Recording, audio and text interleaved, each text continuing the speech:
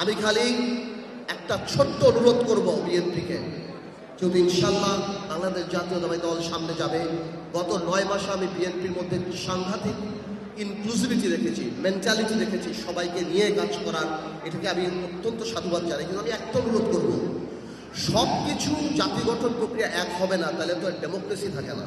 হয়তো অনেক জায়গাতেই অনেক কিছু থাকবে, অনেক কিছু একমত হবে না, কিন্তু আমাদের সবার একটা জায়গায় এক থাকতে হবে। কারণ সেটা হলো কি, আওয়ামী লীগ যাতে আর রাজনীতিতে না আসতে পারে। কেন থাকতে হবে আমি সেটাও বলি। আমি জানি এই কথাটা হয়তো অনেকের ডেমোক্রেটিক লাগবে না, কারণ বাংলাদেশের 4 থেকে 5 কোটি মা মনে করে আওয়ামী লীগ আসলে তাদের সন্তানদেরকে মেরে ফেলা হবে। যারা ওই মিছিলে নেমেছিল তারা বিশ্বাস করে যে ভিডিও দেখে বের করে করে কারা মিছিলে গিয়েছে তাদের বের করে খুন করা হবে। আপনার মনে রাখতে হবে, for a special criminal you need special ল।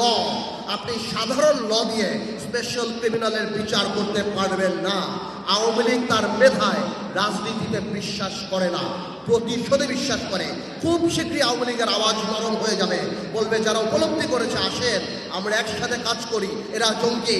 ভাইয়ের আমার, এই ট্র্যাপে পড়বেন না। Awami League is not a political party.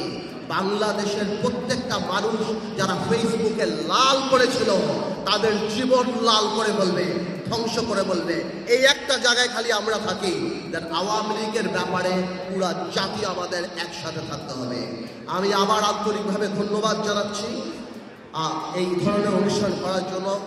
আমরা আন্তরিকভাবে আমরা সারা বাংলাদেশে দোয়া করি যে এই জুলাই আগস্টে যারা আত্মত্যাগ করেছেন এবং গত 17 বছরে বিএনপি থেকে আরম্ভ করে, জামাত ইসলামী থেকে আরম্ভ করে, অন্যান্য রাজনৈতিক দল থেকে আরম্ভ করে, আমাদের রাজনৈতিক দল বাংলাদেশ জাতীয়তাবাদী থেকে আরম্ভ করে যারা এই জেল খেটেছেন, নিহত হচ্ছেন, সবার আত্মার মাত্রার কামনা করছি।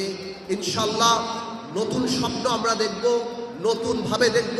আমাদের মধ্যে বিভেদ থাকতে পারে, রাজনৈতিক বিপদ থাকতে পারে, কিন্তু আগামীর বাংলাদেশ ইনশাল্লাহ তারেক রহমানের নেতৃত্বে হবে স্বপ্নের বাংলাদেশ।